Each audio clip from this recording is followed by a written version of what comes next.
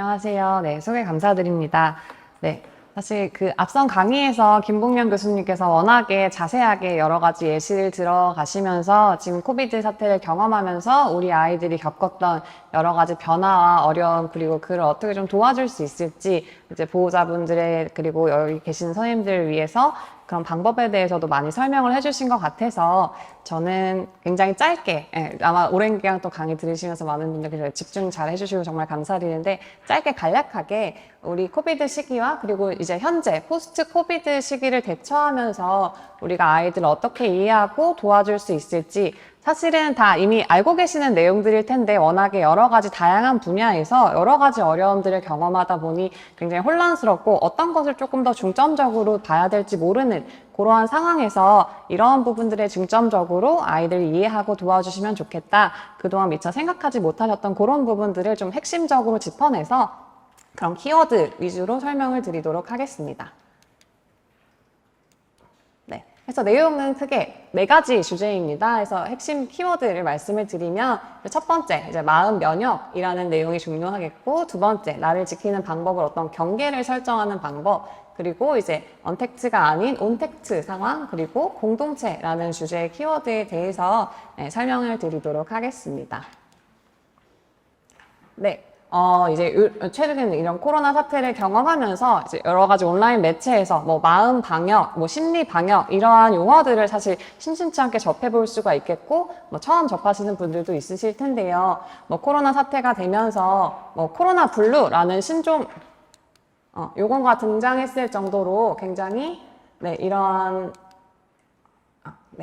슬라이드가 좀 빠진 게 있는 것 같은데, 이런 코로나 사태가 단순하게 그냥 감염병, 어떤 질병에 대한 문제뿐만이 아니라 정말 여러 가지 국가 차원에서 뭐 사회 경제적인 문제, 그리고 아이들의 어떤 발달 문제, 이러한 부분에서 정말 재난 수준의 어려움을 경험을 저희가 하게 되었습니다. 그래서 이런 재난 사태가 발생하면 단순하게 그런 질병에 대한 어떤 신체적인 건강뿐만 아니라 우리 전반적인 어떤 삶에서의 안녕과 건강이 굉장히 위협받는, 굉장히 오랜 기간 동안 그런 또 노출이 되다 보니 그런 상황이 되게 되었는데요. 그러면서 단순하게 질병에 대해서 우리 신체적인 건강이 중요하다 뿐만이 아니라 여러 가지 그런 스트레스 상황을 경험하면서 겪었던 불안함이라든지 좌절감, 그리고 어려움들에 대해서 우리의 마음, 그리고 심리적인 상태에도 방역이 되게 중요하다. 우리 어려움을 알고 인지하고 그리고 당면할 수 있는 어려움들에 대해서 미리 예방하고, 만약에 어려움을 경험하고 있다면 그에 대해서 치료를 받는 것이 중요하다라는 개념들이 등장을 했습니다. 그래서 이런 위협을 경험을 했을 때 이것에 대한 대처할 수 있는 방법으로 저희가 사용할 수 있는 방법 간단하게 몇 가지 말씀을 드릴 텐데요. 정상적으로도 외부에서 어떤 여러 가지 스트레스 상황을 경험을 한다면 우리 몸은 여러 가지 반응, 그리고 그를 회복하기 위한, 사실 교수님께서 말씀해 주셨던 것처럼 회복 탄력성 등을 다 갖고 있습니다. 그런데 이런 위협이 너무나도 과대하거나 그리고 오랜 기간 노출이 되었을 때 우리 몸은 그에 대해서 좀 이렇게 불필요한 과각성 반응이 일어나기도 하고, 그리고 해리 반응이라고 해서 오히려 그런 위험 상황에 적절하게 대처하지 못하고 뭔가 현실이 아닌 것처럼, 그리고 뭔가 머리가 멍해지는 것 같은 이런 대비하지 못하는, 그리고 뭔가 혼란스러운 감정들을 또 경험하게 되는데요. 이런 과각성에 대해서 대처할 수 있는 가장 좋은 방법으로 알려져 있는 것이, 사실은 이런 꼭 코로나라는 상황뿐만 아니라 일상생활에서 여러 가지 어려움을 경험하실 때, 그리고 아이가 불안감을 호소할 때 집에서 또 같이 해줄 수 있는 방법으로 여러 가지 이완요법들이 있습니다. 그런 이완기법 중에서는 이제 호흡하기라는 방법이 있고요. 그리고 이런 해리 반응, 현재 지금 내가 여러 가지 혼란감을 경험하고 있다. 어떤 것이 중요해야 될지 모르겠다. 그리고 사실은 우리가 지금 뭔가 불안감을 느낀다고 했을 때, 걱정이 많아졌다고 했을 때, 지금 내가 정말 어떤 위협감, 내 당장에 지금 내 앞에 뭔가 위험한 곰이 나타났다거나, 아니면 지금 내가 굉장히 어떤 힘든 상황일 수도 있겠지만, 그것보다는 내가 과거에 경험했던 여러 가지 어려움들이 계속해서 떠올라서 괴롭다. 아니면 내가 미래에 아직은 일어나지 않았지만 미래에 닥칠 이런 일들에 대해서 미리 걱정을 하면서 사실은 불안감을 느끼고 혼란감을 느끼는 경우들이 굉장히 많으시다고 아실 텐데요. 그래서 그런 부분들을 지금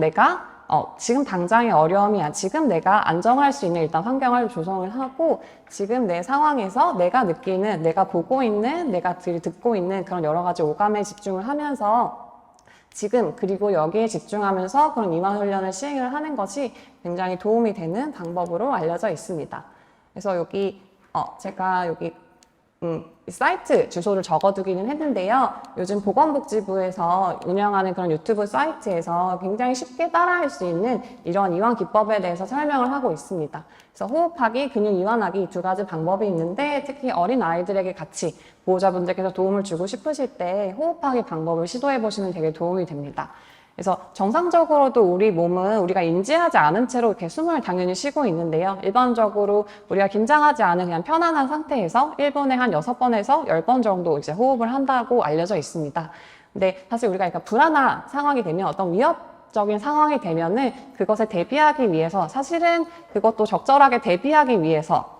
우리 몸에 뭔가 준비하기 위한 과정으로 몸에 산소를 많이 공급해주고 피를 적절하게 많이 혈액을 공급해주기 위해서 심장 박동수가 빨라지고 호흡수가 좀 빨라지고 이러한 적절한 원래 반응이 나타나게 되는 것인데 이것이 굉장히 과도하게 나타날 때 우리는 뭔가 그 상황을 이제 위험하지 않은 상황에서도 그런 과각성 반응이 나타나면서 뭔가 심장이 두근거리고 뭔가 불편하고 그리고 뭔가 호흡이 빨라지면서 불안하다 라는 식으로 신호를 인지하고 그 상황을 되게 불편하게 사람들이 느끼게 됩니다. 그래서 그러한 것들을 조절해주기 위해서 우리가 일부러 의식적으로 이렇게 배에 손을 올리고 천천히 숨을 쉬는 그런 호흡 훈련, 복식 호흡 훈련을 통해서 실제적으로 우리 뇌에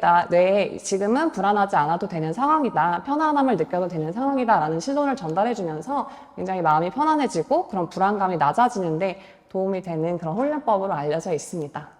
그래서 복식호흡 훈련은 보통은 들숨을 한 4초 정도로 굉장히 천천히 들이쉬고 잠깐 한 2, 3초 멈췄다가 다시 이렇게 천천히 한 6초 정도, 5초에서 6초 정도 조금 더 길게 천천히 이렇게 내쉬는 훈련법인데요. 실제로 제가 오랜만에 되게 여러분들 앞에서 이제 발표도 하고 강의를 하려다 보니까 약간 좀 두근두근 거리기도 하고 이렇게 심장 박동수도 빨라지고 좀 긴장되는 마음이 있어서 방금 강의 들으면서 조금씩 해봤는데 실제로 많은 도움이 됐었던 것 같습니다. 그래서 아이들과 함께 집에서도 아이들이 뭔가 불안하거나 어떤 스트레스 상황에 대해서도 견딜 수 있는 좋은 방법이니까 한번 같이 시행해 보시면 좋을 것 같고 그런 사이트가 사실은 아이들이 보기에는 좀 별로 흥미가 없을 것 같다라고 생각이 되시면 저희 김봉윤 교수님 연구팀에서 특히 어린아이와 청소년들에게 스트레스가 어떤 것인지 그리고 어떤 그런 스트레스에 대해서 지금 내 상태가 어떻고 그것을 어떻게 해결할 수 있는지 그런 웹페이지를 만들어서 운영하고 있기 때문에 한번 접속하셔서 아이들과 함께 자가 체크도 하시고 그리고 실제적으로 도움이 될 수 있는 그런 프로그램 같은 것들도 영상으로 조금 더 쉽게 설명을 해주고 계셔서 한번 확인해 보시면 도움이 될 것 같습니다. 그래서 사실은 이제 코로나 사태라는 것이 굉장히 재난 사태이고 우리에게 많은 어려움들을 경험하게 하긴 했지만 이거를 또 조금 다른 차원에서 한번 접근을 해보다 보면 코로나 시대를 통해서 우리가 깨달음을 얻은 부분들도 있습니다. 여러 가지 사회적 거리두기라든지 활동이 제한이 되고 뭔가 통제 상황들이 많이 발생하면서 굉장히 어려움과 힘듦을 겪기도 했지만 사실 한편으로는 또 우리가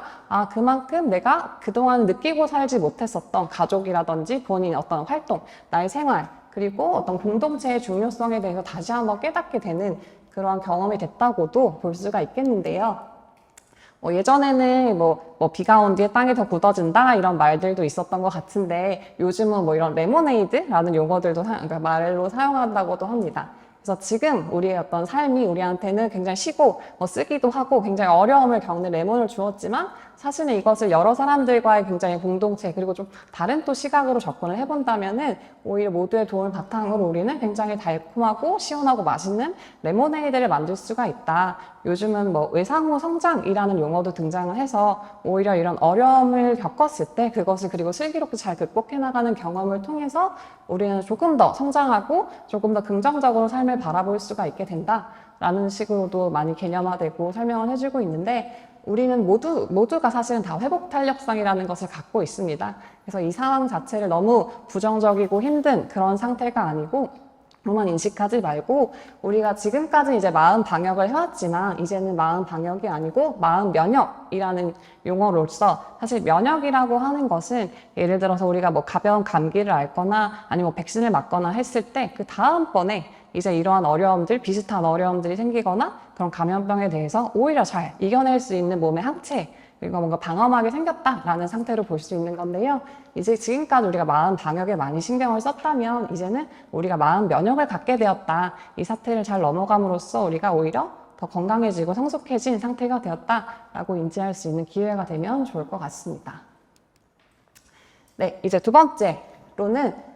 이전과 여러 가지 그런 상황들이 좀 그런 개인의 경계와 관련된 부분인데요. 이제 코로나 사태를 경험하면서 사실은 굉장히 제일 뭐가 많이 달라졌냐라고 특히 어른들 그리고 친구들한테 물어봤을 때 모임 문화, 뭔가 사람들과의 관계에서의 모임 문화가 바뀌었다라고 많이들 이야기를 하십니다. 예전에는 저희가 특히 또 한국이 이렇게 뭔가 공동체 사회, 으쌰으쌰 하는 그런 집단이 되게 중요시 되는 사회였는데 그러다 보니까 뭐 회식이라든지 뭐 대가족 모임 그리고 어떤 명절 모임에서도 가족들이 다 같이 만나고 이런 것들이 너무나 자연스럽고 당연하던 사회였는데 이런 코로나 시대가 되면서 회식, 뭔가 단체 생활보다는 조금 더 개인 활동, 뭔가 나 중심, 그런 소규모 활동들이 되게 중요하게 되었고 뭔가 개인 중심으로의 그러다 보니까 삶의 질의 중요성이 강조가 되고 뭔가 혼자서 할 수 있는 취미 활동, 혼자서 할 수 있는 활동, 소규모 활동들이 되게 많이 개발되기도 하고 보급되기도 하고 또 이를 통해서 되게 만족감을 느끼는 사람들도 되게 많아졌는데요. 이제 사실 이제 거리두기가 이제 해제되고 포스트 코로나 시대가 되면서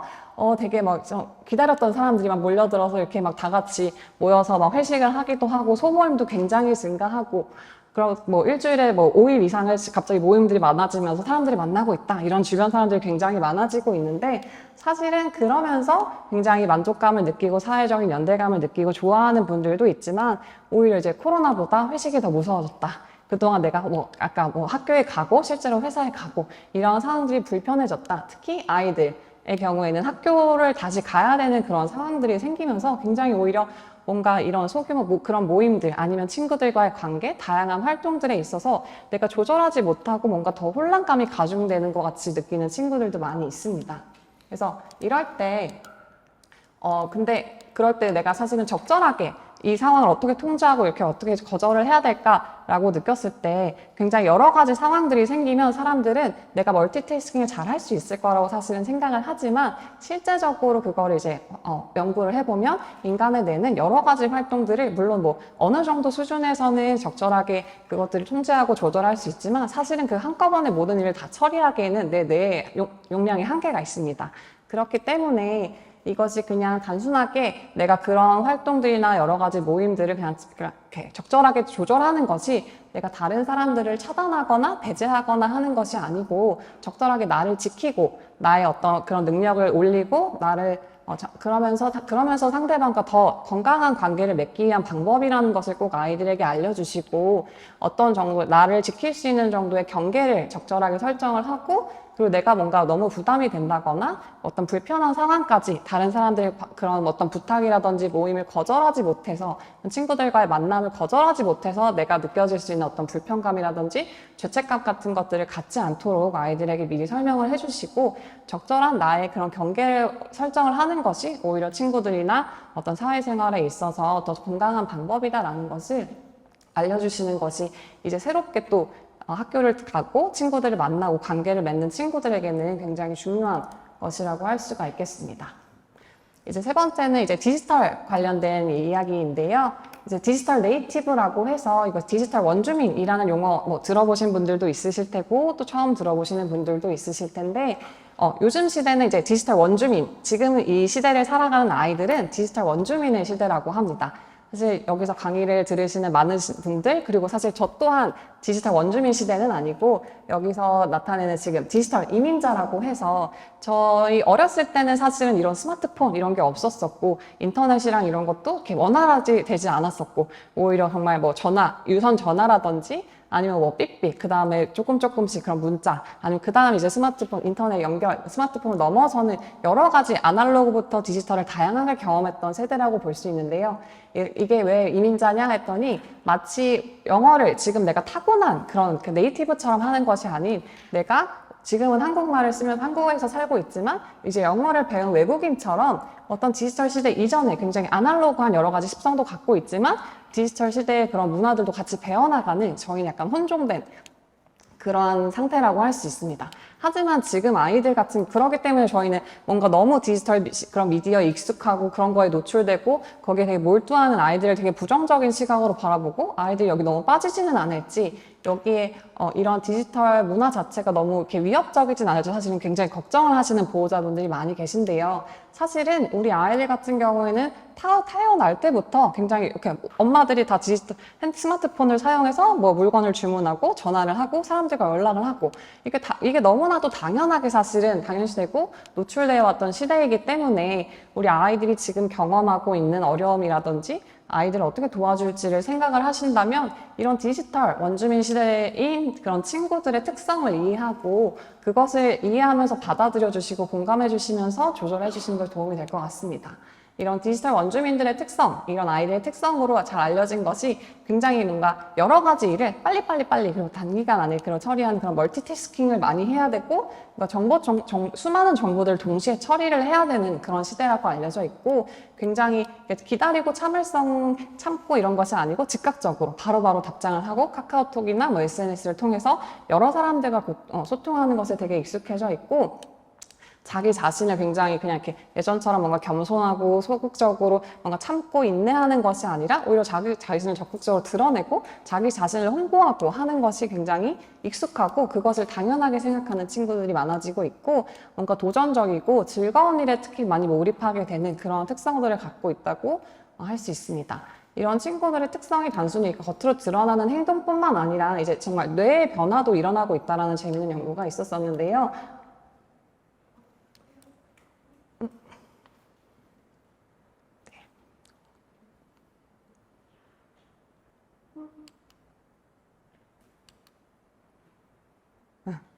네, 아이고 죄송합니다. 네, 뇌의 변화를 뇌의 변화를 일으키고 있다는 연구 결과인데 이제 위에 있는 요 두 가지 그림이 이제 디지털 문화에 익숙하지 않았던 분들이 인터넷 서핑을 할 때 활성화되는 뇌 영역이고 이 아래쪽에 있는 부분은 이제 그런 디지털 문화에 굉장히 익숙한 친구들이 인터넷 서핑을 할 때 활성화되는 뇌 영역입니다. 그래서 요 보시면 사실은 그 디지털의 그런 문화에 굉장히 익숙한 친구들 같은 경우에 그렇지 않은 분들보다 훨씬 더 그런 인터넷 서핑이나 그런 디지털 그런 거를 사용을 했을 때 훨씬 다양한 영역에서 다양한 뇌가 활성화되는 것을 알 수 있고 이런 활성화되는 뇌 영역이 그냥 뭔가 단순하게 읽고 뭔가 그것을 받아들이는 영역뿐만 아니라 굉장히 빠르게 복잡한 문제 해결 능력 그런 것들에 도움이 되는 식의 영역들도 활성화되는 걸로 알려져 있어서 사실은 이런 디지털 문화에 접촉하고 그걸 받아들이는 과정이 단순하게 굉장히 문제가 되는 걸로 받아들이실 것이 아니라 아이들 뇌 발달 그리고 인지 발달에도 오히려 적극 잘 활용만 된다면 도움이 될 수 있는 굉장히 좋은 수단이다 라고 생각해 보시면 좋을 것 같습니다. 코로나 시기를 실제로 지내면서 아이들이 학교를 못 가게 되는 상황이 되었을 때 아이들의 반응들이 굉장히 다양하다고 볼 수 있지만 크게 이제 두 가지를 나눠 본다면 친구들과 너무 만나고 싶다. 빨리 학교 가서 재밌게 놀고 싶어 하는 그냥 사실은 학교를 가고 싶어 하는 아이들도 있을 테지만 사실은 학교를 가기 싫고 오히려 그런 온라인 수업을 듣는 것이 몸으로도 편하고 친구를 안 만나는 것이 나는 더 편하다. 약간 수줍음이 많은 친구들 같은 경우에는 그게 두 가지 반응이 나뉠 수가 있는데 사실은 이 두 아이들 모두에게서 디지털 이런 미디어라든지 디지털 도구를 적극적으로 활용하고 적절하게 사용했을 때 학교를 가기 싫어하는 친구들에게는 그런 디지털 도구를 활용해서 SNS를 통한 그런 사회적인 소통 이런 것들을 통해서 오히려 조금 더 그런 사회성 확장을 도와줄 수가 있고 학교를 가고 싶지만 가지 못하는 또 친구들의 경우에도 이런 디지털 그런 도구들을 활용을 해서 본인이 받지 못하는 어떤 사회적인 욕구 충족 이런 부분에 도움을 또 받을 수 있는 기회가 될 수 있겠습니다.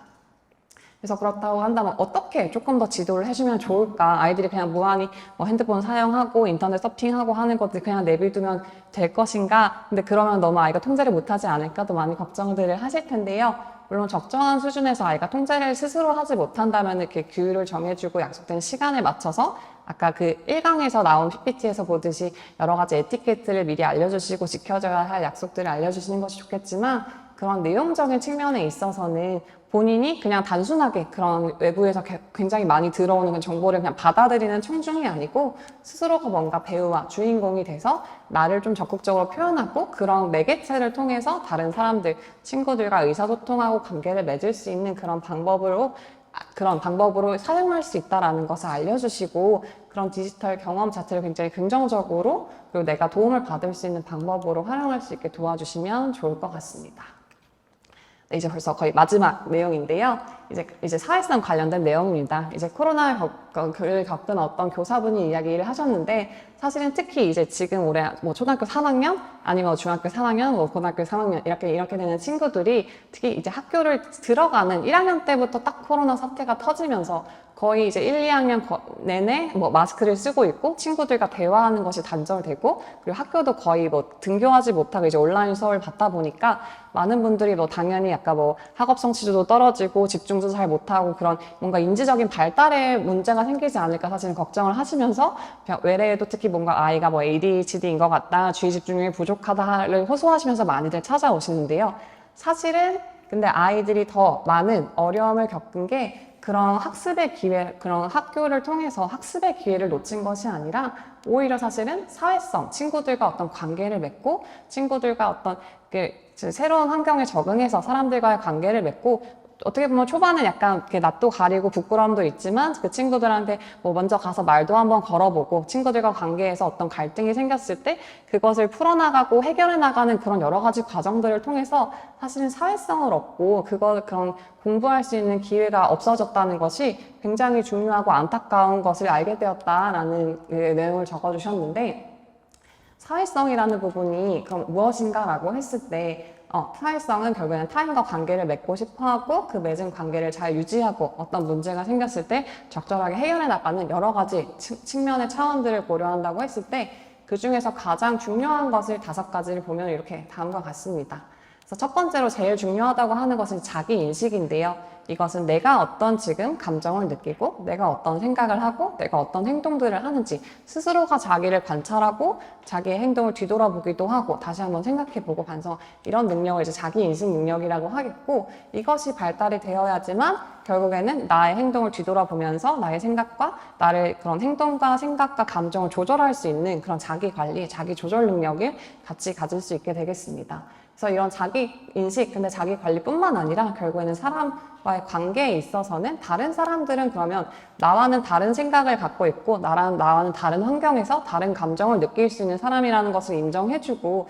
그 친구는 어떤 감정을 느끼고 똑같은 상황에서 어떠한 생각을 하기에 나와 이렇게 소통을 하는지, 그런 부분, 그런 사회적인 인식이 또 중요하고, 그것을 통해서 결국에는 관계를 맺고 유지할 수 있는 그런 능력들이 되게 중요하다고 볼 수 있는데요. 이제 거리두기라든지 비대면, 그리고 친구들과 어떤 마스크를 쓰고 대화할 수 없는 그런 상호작용들이 부족해지면서 아이들이 굉장히 이런 사회성이 특히 많이 떨어지는 것 같다, 이런 거를 이제 부모님들이 되게 많이 걱정을 하시는 부분들이 있는데, 이걸 어떻게 도와줘야 될지 모르겠다라고 이야기를 하시는 분들도 많으시더라고요.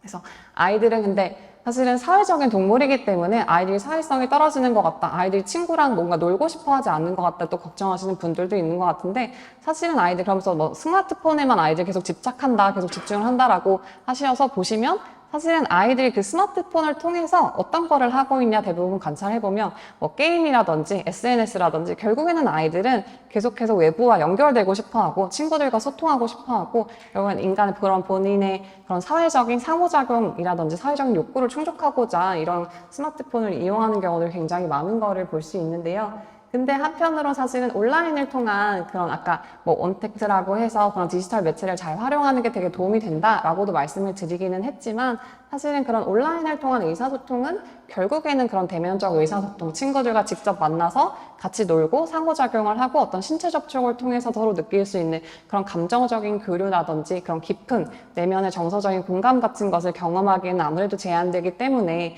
이제 코로나 시대가 지나서 포스트 코로나 시대를 맞이하는 이 시점에서는 진짜 아이들이 친구들을 만나서 직접적으로 대면하고 의사소통하고 그런 관계를 맺으실 수 있게 집에서도 많이 지원을 해주시고, 사실은 그런 친구 관계라는 것은 결국에는 그 가족 내에서의 관계의 확장으로 보시면 되겠습니다. 그래서 아이들 사회성 기르기 위해서 어떻게 도와주면 좋으냐 많이들 물어보시는데, 집에서부터 아이들과 굉장히 이렇게 직접적으로 만나서 대화를 많이 해주시고 서로 공감하는 소통 능력을 길러주시고, 그것들을 확장해서 아이들이 학교에 가서 아니면 뭐 학원이라든지 다른 외부 활동에서 친구들과 관계를 맺을 수 있는데 활용할 수 있게 도와주시면 제일 좋을 것 같다는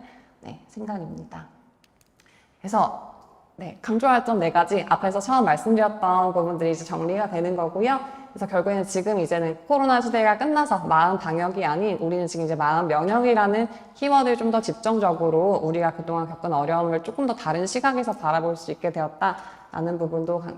생각해 보시고, 나를 이제 새로운 사람들을 만나고 관계를 맺는 부분에서 물론 공동체가 중요되고 사회성도 중요하고 친구들과 관계 중요하지만 적절한 나를 지키기 위해서 경계를 만들 수 있는 방법 설정에 대해서도 아이들과 한번 이야기를 해보시면 좋을 것 같고, 그런 디지털 미디어 이런 것들 이용하는 부분에 있어서도 너무 부정적이고 뭔가 걱정 어린 시각으로 바라보시기보다는 적절하게 활용할 수 있게 아이들을 도와주시는 것이 좋을 것 같습니다. 그래서 저희 소아청소년 정신의학과에서 여러 가지 지금 이런 활동도 하고 강연도 진행하고 있고요. 그리고 ADHD라는 부분에 대해서 어머님들이, 보호자분들이 많이 관심을 가지시는데, 이런 ADHD 바로 알기라는 또 홈페이지를 저희 소아청소년 정신의학과에서 운영을 하면서 특히 여러분들이 좀 이해하기 쉽게 이렇게 여러 가지 정보들을 제공할 수 있으니까 한번 참고해 보시면 도움이 될 것 같습니다. 네, 오랜 시간 강의 잘 들어주셔서 감사합니다.